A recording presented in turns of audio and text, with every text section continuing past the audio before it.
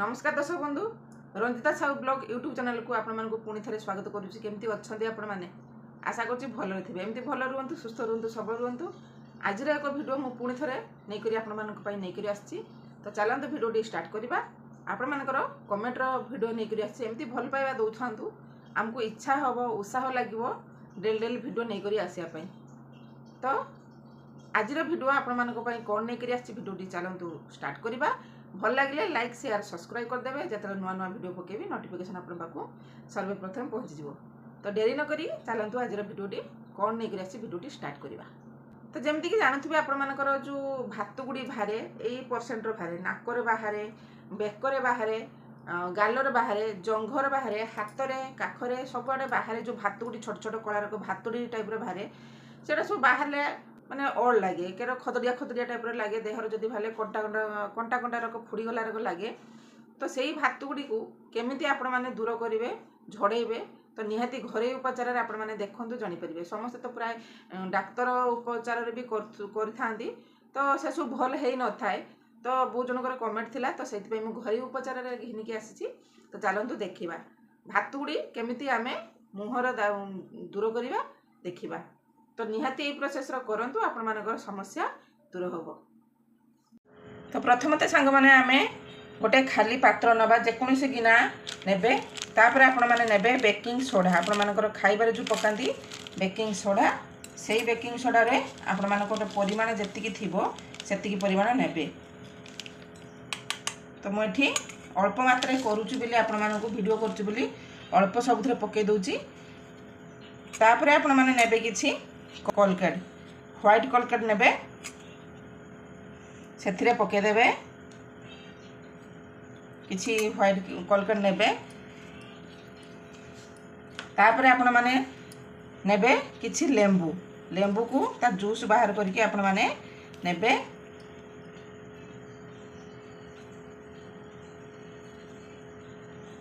भात गुड़ी आमर एई तीनोटी सामग्री रो सबुदिन दूर होगापी जब चाहूँगी भात गुड़ी आपण मानकर तो निहाती भाव में भिडियो को आपण मैंने देखु एप्लाय करूँ आउ रिजल्ट आपण मैंने निजे निजे ही जानीपारे। तो तीनोटी जिनस आमर भल भाव में मिक्स करदे आउ भात गुड़ी जो जगार आपण मानकर भात गुड़ी होती से जगार आपण मानकर लगेबे। भात गुड़ी आमर चेहरा लगेले माने चेहरार हेले बहुत खराब जिनस माने मुहटा खराब देखा जाए खराब लगे तो निहाती ताकू आपण माने कौन करथुवे डॉक्टर को परामर्श नौथिबे कि ऑपरेशन पई प्रिपेयर करथुवे तो आउ से भूल करिवे नहीं बिना पैसा रे आपण मानकर घरे उपारे आपण मानकर हेई गला एई तीनोटी सामग्री आराम से आपण मानकर घरे मिली जिवो आ खर्च करिया पई पड़िबनी कष्ट भी लागिबनी सहज रे आपण मानकर भात गुड़ी दूर होई जिवो। तो एई प्रोसेस रे आपण माने करंतु। तो वर्तमान मैं एठी मिक्स कर देली आपण मानकर जो जो जगार